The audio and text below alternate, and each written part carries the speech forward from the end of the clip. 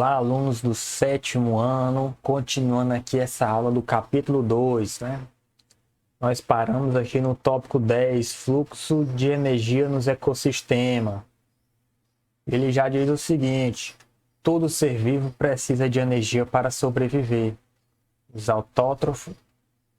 autotróficos captam essa energia da luz e a convertem em energia química, que é armazenada na glicose. Os heterotróficos obtêm energia dos seres vivos, os quais se alimentam. Sobre isso, leia atentamente o texto a seguir. Ele diz o seguinte, né? Os autotróficos, eles realizam fotossíntese e conseguem produzir seu próprio alimento. Ele pega a energia da luz, converte em energia química, né? Que é energia que fica armazenada num composto, que é a glicose. A glicose, ao entrar no nosso corpo humano, por uma série de reações, libera essa energia para a gente. E a gente utiliza essa energia para realizar nossas funções do corpo, nosso metabolismo, nossa sobrevivência. Aqui ele faz um texto bem pequeno, para a gente entender a diferença de respiração com fotossíntese. A respiração é um processo em que a glicose, isso aqui é bem específico, que a glicose, um tipo de açúcar e o gás oxigênio são transformados em gás carbônico e água. Nessa transformação é liberada energia utilizada para o funcionamento do organismo. Os animais e as plantas são exemplo de seres que realizam respiração celular. Ou seja,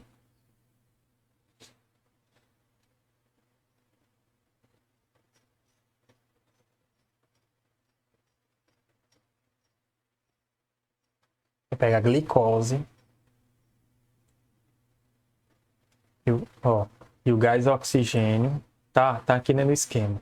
O gás oxigênio e a glicose são usados na respiração. Ou seja, chegou glicose no nosso corpo, no nosso organismo, a célula pega essa glicose, junto com o gás oxigênio, realiza o processo de respiração celular, respiração celular, e libera energia.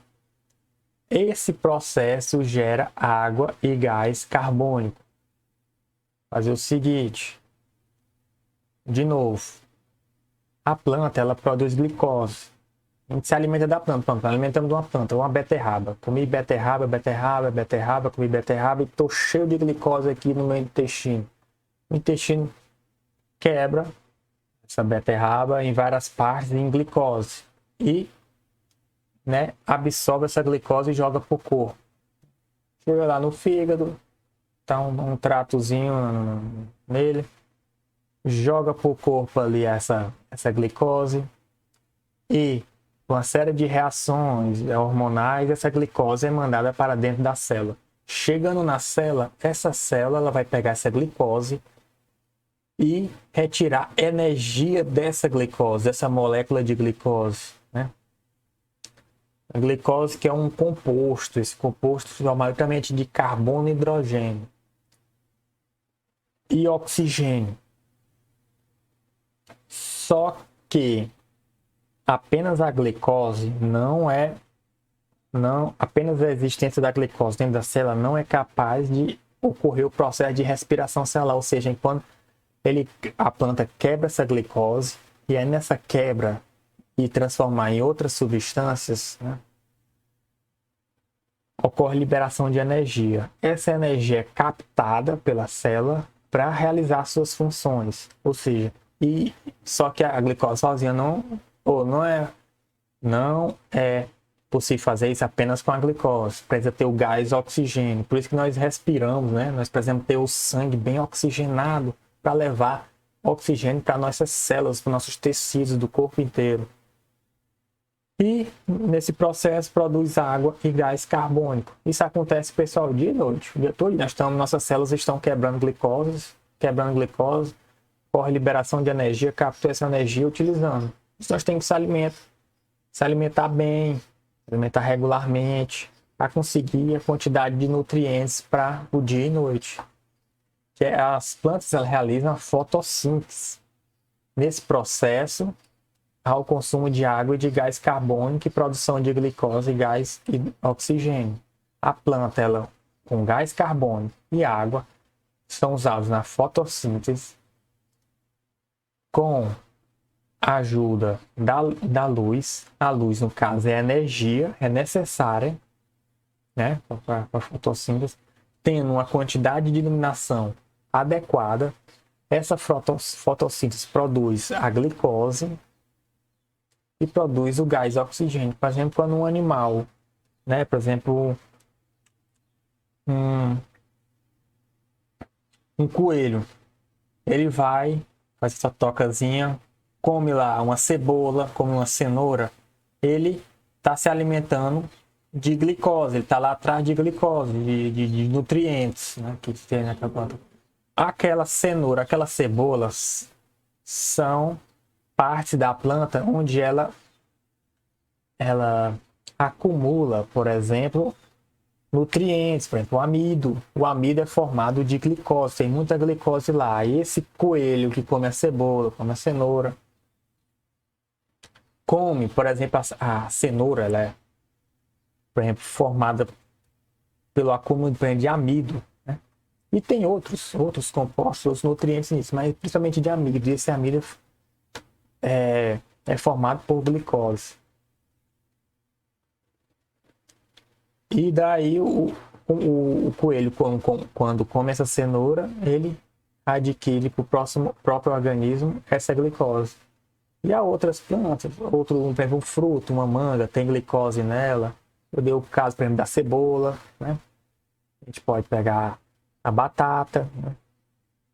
Pode pegar a beterraba. A beterraba tem muita glicose, né? Pode pegar, por exemplo, um caju, tem glicose no caju. Pode pegar, por exemplo, a manga, o caju. Tem, por exemplo, o arroz, tem glicose nele. São vários alimentos dos vegetais, né, que possuem essa substância, é formado pela fotossíntese. Dadas as devidas explicações, vamos aqui dar continuada. Eles entrada de alimento. O que sustenta uma teia alimentar que nós vimos é a entrada de alimento. Precisa primeiro ter o alimento sendo formado ali. As plantas, elas são seres autotróficos, produtores, conseguem transformar, né, a energia luminosa, mais os nutrientes que ela consegue na terra, em alimento para os outros animais. E assim consegue a transferência de energia, né, por meio da alimentação. Aqui, ó, assim, por meio da alimentação, a energia é gradualmente transferida de um organismo para o outro ao longo da teia alimentar de um ecossistema, até chegar nos decompositores. Como eu falei, a célula pega a glicose, quebra essa glicose, faz uma série de transformações, há uma liberação de energia, a célula capta essa energia e utiliza essa energia para o seu metabolismo, né, para o que ela precisa para sobreviver. Nessa passagem sucessiva ao longo de teias alimentares, parte da energia armazenada nos organismos vivos não é disponibilizada para os organismos que vêm a seguir. Isso ocorre por quê? Ou seja, mostrando aqui, ó. A ocorrência de transferência de energia. A energia do Sol serve para as plantas. E as plantas servem de alimento para o gafanhoto. E o gafanhoto serve de alimento para o sapo. E o sapo serve de alimento para a serpente. E quando um se alimenta do outro, ele pega as substâncias, né? As substâncias que formam o corpo desse gafanhoto. Por exemplo, o sapo come o gafanhoto e ele ingere as substâncias que estão no corpo do gafanhoto, né? E ele degrada, o seu sistema digestório degrada essas substâncias e absorve o que puder absorver. Por exemplo, quando a gente come uma beterraba, nosso corpo degrada aquela beterraba ali, divide ela em partes menores e absorve, por exemplo, a questão da glicose, né? Absorve lá aquela glicose para a gente se alimentar. Divide o alimento em partes menores. e absorve. E o que a gente vê aqui é o seguinte: a energia acumulada em um ser vivo, quando ele serve de fonte de alimento para outro, não é 100% transmitida, né? Ó, o gafanhoto tem essa energia bem aqui. Quando ele é comido pelo sapo, uma parte só da energia dele, que é isso aqui tudo, vai para o sapo. Ó, uma seta aqui azul. Uma parte é dispersada na natureza. E ele cita 3 razões aqui porque essa energia é dispersada. Ó, primeiro, há partes de um organismo que não são ingeridas e há outras que, mesmo ingeridas, não são aproveitadas. Por exemplo, um gafanhoto, quando come uma planta, ele não ingere toda, ele não aproveita todas as substâncias 100% completo da substância da planta. Ele quer apenas, ele consegue digerir, né, apenas certos compostos da planta. Por exemplo, nós aqui, seres humanos, se a gente comer um alface, por exemplo, comer uma alface, em grande parte desse alface ele é formado, por exemplo, tem a questão, né, das fibras, né? A gente chama popularmente de fibras, chama da celulose. Nós vamos digerir e aproveitar do alface apenas parte dele, né? Parte do alface. Porque outra parte, nosso corpo não tem enzimas capazes de fazer a digestão, de transformar em partículas menores para levar para o nosso sistema e transportar para o resto do corpo e ser utilizado como energia ou substância ou qualquer outro nutriente para a formação. Por exemplo, a proteína, né, serve para a questão estrutural das plantas ou das células. Nossa proteína tem função, por exemplo, estrutural, que realiza, por exemplo, funções específicas do nosso corpo, né?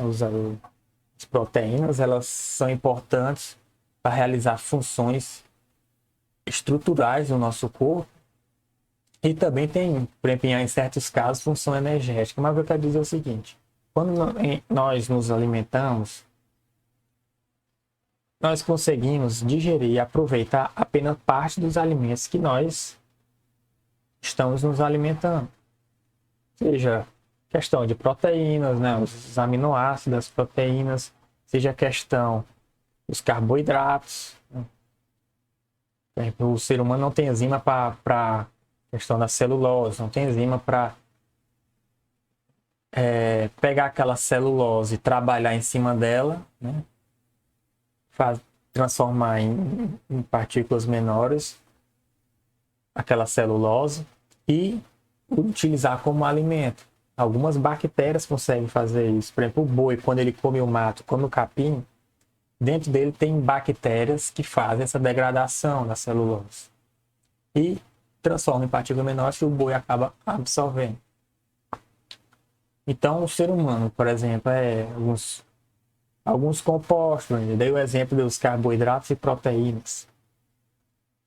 O ser humano ele consegue absorver alguns, aproveitar alguns, e alguns outros ele deixa sair pelas fezes. E acontece com os animais também. Outro tópico: parte da energia obtida por autotróficos e por heterotróficos é empregada para sustentar as atividades do próprio organismo. Por isso, consumida dessa maneira, fica indisponível para os indivíduos que vêm na sequência da cadeia alimentar. Isso é muito simples. O gafanhoto ele comeu a planta. E parte da energia que ele recebeu da planta, ele utilizou para ele sobreviver, né? Para ele pular, para ele comer mais, para ele caminhar, para ele se reproduzir. Quando o sapo comeu o gafanhoto, ele não vai pegar toda a energia que o gafanhoto pegou da planta, porque o gafanhoto usou parte da energia para sua sobrevivência, né? Ele caminha, ele sobrevive, ele precisa estar essas células nutridas, se movendo, se mexendo. O gafanhoto ele tem que sustentar seu corpo nessa sobrevivência. Da mesma forma, o sapo ele respira, O sapo tem aquela sua circulação, né? Tem um funcionamento dos seus órgãos, o movimento dos seus órgãos. E quando a serpente comeu o sapo, ela não vai pegar toda a energia que o sapo adquiriu do gafanhoto, porque parte da energia o sapo utilizou. Tópico 3. Parte da energia também é dissipada, perdida para o ambiente na forma de calor, né? Mas os seres vivos, eles emitem calor, eles estão funcionando, né? Eles emitem calor porque seu corpo, seu organismo, suas células estão em metabolismo constante. Nesse momento, minhas células estão trabalhando, os tecidos estão trabalhando, os órgãos estão trabalhando, tá o tempo todo aqui, ó, meu cérebro, meu sistema digestório, meu sistema circulatório, meu sistema respiratório, né? Estão todos trabalhando e funcionando e isso acaba emitindo calor. A quebra de energia, a quebra da glicose e forma aquela energia, a energia está sendo consumida e isso acaba dissipando calor. Eu estou, por exemplo, aqui sendo mais específico, eu estou emitindo infravermelho aqui do meu corpo. Uma conclusão muito importante dessa discussão é que nas cadeias e teias alimentares a energia sempre flui num único sentido. Ela é captada pelos produtores, passa pelos consumidores e chega aos decompositores, ou seja, sempre no único sentido. Produtor, consumidor, decompositor. Produtor, consumidor, decompositor. Produtor, aí pode ter vários consumidores. De repente, pode ser chamado de consumidor primário, secundário, terciário, quaternário. Consumidor herbívoro, consumidor carnívoro, consumidor onívoro. E chega por fim nos decompositores. Fluxo de matéria nos ecossistemas. Ele diz o seguinte: as plantas produzem glicose por meio da fotossíntese e absorvem do solo alguns nutrientes minerais que necessitam. Parte da glicose e dos nutrientes minerais passam para os consumidores ao longo da teia alimentar. Os restos provenientes dos organismos que compõem essa teia, folhas caídas no chão, troncos mortos, fezes e cadáveres, etc., servem de alimento para os decompositores, que ao atuar sobre tais restos, liberam nutrientes que se incorporam ao solo, são os nutrientes minerais. As plantas podem absorver esses nutrientes minerais e dessa maneira todo o ciclo se repete. Então, é o seguinte, a planta ela absorve nutrientes minerais do solo. E quando a gente come uma planta, como eu disse no caso, o coelho quando come a cebola, ele come os compostos orgânicos da planta, mas também come, por exemplo, os nutrientes minerais. Os nutrientes minerais dessa planta. E quando, por exemplo, uma serpente come um coelho, ela ingere também os nutrientes minerais que esse coelho adquiriu lá nessa planta. E nós também, como eu falei, que não, quando a gente alimenta os carboidratos, proteínas e de outros compostos, por exemplo, os nutrientes minerais, que servem para o nosso corpo. A gente precisa de bastante de ferro, né? A falta de ferro no organismo causa anemia. Precisamos de cálcio, né? Muito importante para os homens, de cálcio. A gente precisa por exemplo, de substâncias químicas, por exemplo, o magnésio é importante para a gente. Eu estou falando com os nomes aqui químicos, se você não lembrar desse nome, não se preocupe, mas a gente precisa de potássio, nós precisamos de sódio, né? O cloro, precisamos assim, o sódio, o potássio, o cloro, o magnésio, o cálcio, o ferro, né? E vários outros compostos minerais aí, elementos químicos, né, que a gente encontra na natureza.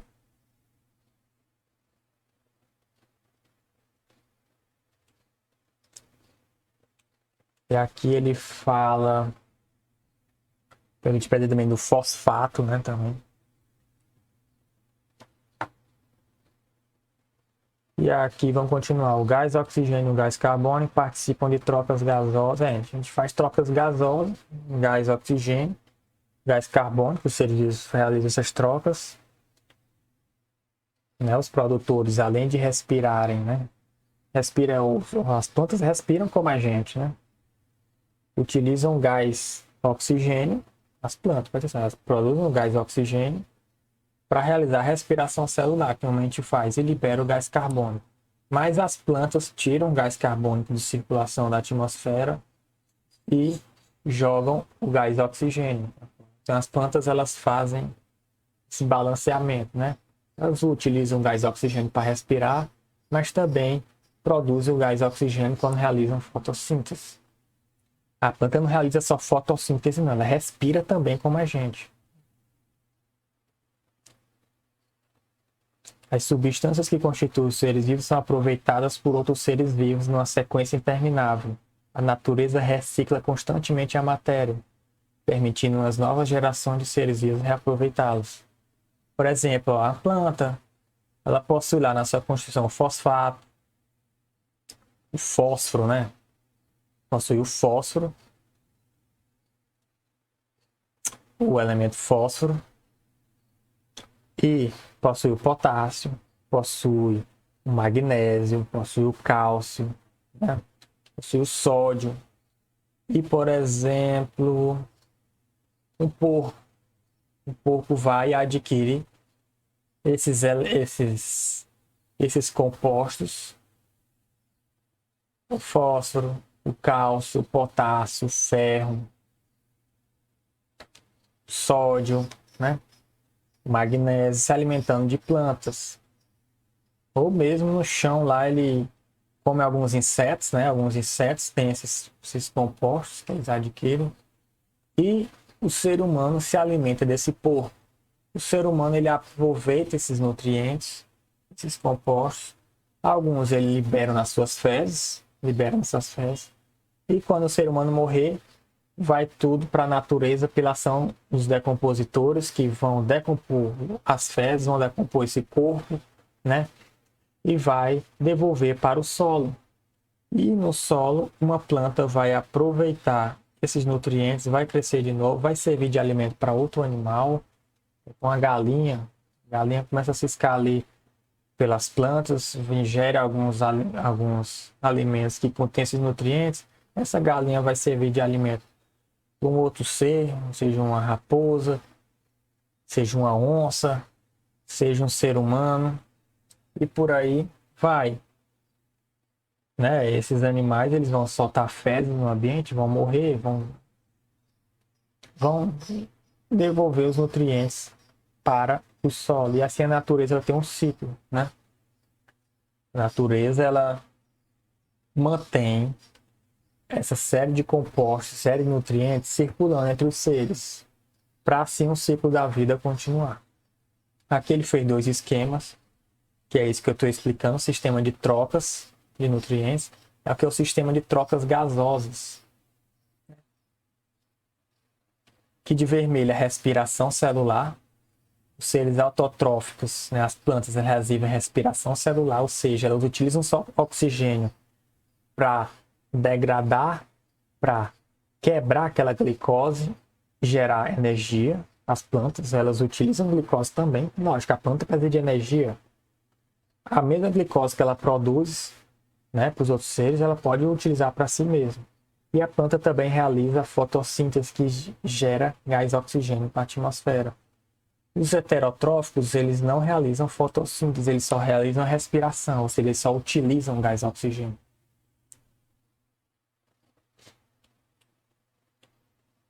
E aqui a pirâmide de biomassa, né?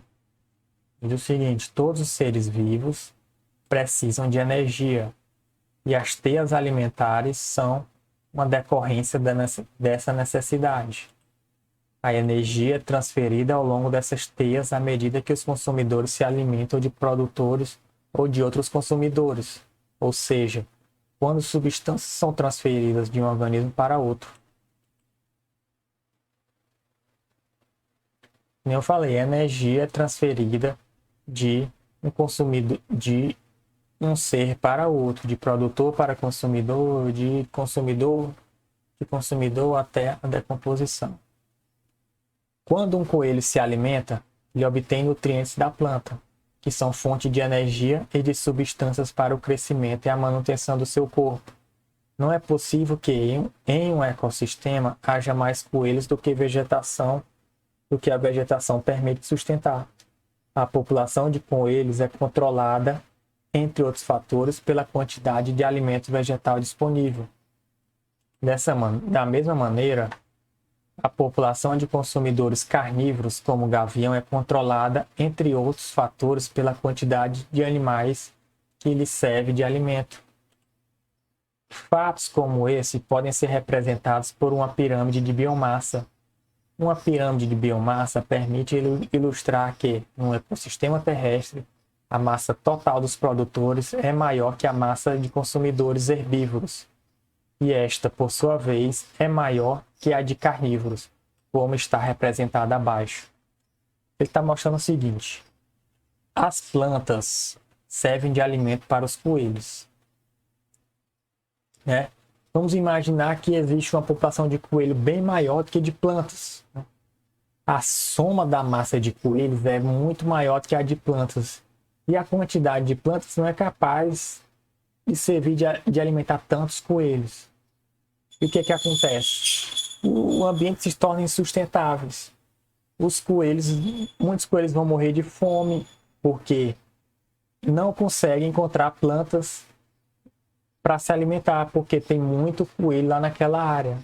Tem muito coelho, eles começam a comer todas as plantas, Chega uma hora que vai faltar para certos coelhos ter uma planta, porque caso exista uma biomassa, a massa total de coelhos for maior que a de planta, muitos coelhos não vão encontrar quantidade suficiente de planta para se alimentar que garante sua sobrevivência. E aqui ele deu um exemplo de pirâmide de biomassa, aqui, ó. Aqui representa a massa de todas as plantas, tá vendo que é maior? Aqui, ó. Juntando, somando a massa, né, de todas as plantas que tem lá num determinado ecossistema, tá dando naquela esse aqui, ó, verde, esse retângulo verde aqui. E a de coelhos é menor, e essa massa de coelhos se alimenta dessa massa de plantas, só que essa massa de coelhos não cresce tanto, porque se crescer demais vai faltar alimento e muitos vão morrer, por isso tem esse controle. E o gavião aqui, que é carnívoro, ele, toda a sua biomassa é nessa parte aqui. E a quantidade, o número de gaviões, ele é controlado pela quantidade de coelho. Por exemplo, se tiver pouco coelho, não adianta ter muito gavião, porque eles não vão encontrar coelho suficiente para alimentar todos. Ou seja, tem que ter mais coelho do que gavião. Tem que ter mais planta do que coelho. Por exemplo, nós seres humanos, a gente precisa plantar muito, criar muitos animais, mais do que a gente precisa, porque senão a população nossa vai crescendo muito, e vai chegar uma hora que vai faltar alimento. Ou seja, a gente cria uma produção um pouco mais do que a gente precisa, bem assim, produzir infinitamente, e aí a gente vai jogar alimentos fora, né? A gente vai, como é que se diz? A gente vai desperdiçar alimentos, a gente cria uma margenzinha maior de alimentos do que a gente precisa, né? Que nossa população também vai crescendo, e a partir do momento que ela for crescendo, a gente vai aumentando na mesma proporção. A gente tem a criação de gado, e essa criação de gado está alimentando uma determinada população. Eu crio pouquinho a mais, porque eu sei que essa população está crescendo, né? Para não chegar a hora de faltar alimento, né? É melhor sobrar um pouquinho do que faltar um alimento, mas também a gente não pode desperdiçar demais alimento, nem, por exemplo, criar demais, degradar demais o meio ambiente para produzir produzir alimentos sem precisar, que isso acaba degradando, por exemplo, matas nativas, né? Acaba pegando espaço da natureza de um ecossistema que estava lá consolidado. Você tem que, por exemplo, no Cerrado, você degrada uma área de uma floresta para plantar. Se a gente não estiver precisando dessa área, a gente não degrada esse ecossistema, essa área, para plantar. Então, a gente tem que ter que tomar cuidado. Produzir apenas o que for necessário, né? Então, a biomassa, a massa total das plantas tem que ser maior do que o do coelho, e o do coelho tem que ser maior do que o do gavião. E da mesma forma do ser humano, né? O ser humano, ele produz aquilo que ele vai consumir. E não pode ser a quantidade menor do que ele precisa, senão nós vamos ter falta de alimentos e o ser humano vai chegar a morrer, né? Porque se ele não se alimentar, ele vem a óbito. Uma pirâmide de biomassa como essa representa a massa de diferentes níveis da teia alimentar de um ecossistema terrestre. Os seres vivos não estão representados em proporção. Ele está explicando, né, o esquema que ele fez. Aquele, ó, em destaque, pirâmide de biomassa e alimentação humana. Acabei de falar para vocês. Com as pirâmides de biomassa, pode-se entender porque é muito mais difícil alimentar a população mundial com carne do que com plantas. Veja o esquema a seguir. De fato, mais de 90% da alimentação mundial provém diretamente da agricultura. Ele utiliza 100 kg de grão para alimentar 10 kg de massa corporal de gado, que alimenta 1 kg de massa corporal humana. 100 kg de grão alimenta 10 kg de massa corporal humana. Comparação entre a massa corporal humana proveniente de 100 kg de grão por meio de hábito alimentar carnívoro e por meio do hábito alimentar herbívoro, né? Ele fez a comparação entre a massa corporal humana, que proveniente de 100 kg de grão, né, por meio de hábito alimentar carnívoro, né? 100 kg de grão, conseguiu lá a comparação da massa proveniente de 1 kg de grama de corporal humana. Ele comparou o hábito de 100 kg de grama de grão no hábito herbívoro do corpo humano, ou seja, conseguiu 10 kg de massa corporal humana, né? Ele fez essa comparação e mostrar que fala-se muito em criação de gado, né? A pecuária, mas a gente vê aqui que quem sustenta mesmo a alimentação mundial é a agricultura, né? Porque os grãos, eles servem de alimento para o gado e servem de alimentação para o ser humano. Ele fez um comparativo, né, de produtividade aqui para alimentar os seres humanos. Mas calma, galera. O ser humano, ele também não pode se alimentar só de grão.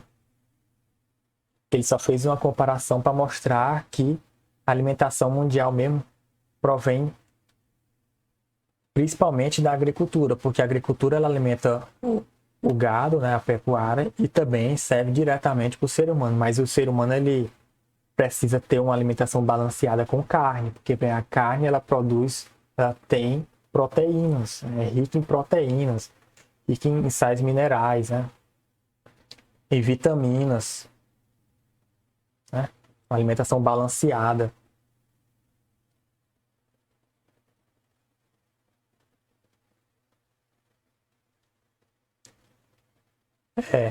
E aqui ele faz um destaque sobre a ameaça humana nos ecossistemas. Leiam esse texto aqui, muito interessante esse texto, né? Ele faz uma reflexão sobre a ação do ser humano sobre os ecossistemas, como o ser humano ele degrada alguns ecossistemas e a necessidade da gente fazer uma um desenvolvimento sustentável, né? Equilibrado, viver em harmonia com a natureza. A gente não pode simplesmente destruir tudo pela nossa sobrevivência, porque vai chegar uma hora que não vai ter mais natureza e nós vamos morrer, né? Porque a natureza não vai ser mais capaz de dar o que a gente precisa. Aqui, como todo final de capítulo, traz um mapa conceitual, uma organização, um esquema, né? Do que a gente trabalhou no capítulo. Pessoal, agora a próxima aula já é a resolução das questões. Responda as questões, vou corrigir com vocês as questões na aula, vou ler e já vou lendo e respondendo aqui imediatamente, né? Vou pegando a questão e já respondendo junto com vocês. Aí vocês me acompanham suas respostas. E pessoal, foi um prazer estar com vocês aqui nessa aula, né? Sempre um prazer estar dando aula, estar ensinando alguém. E muito obrigado. Encerra aqui a aula.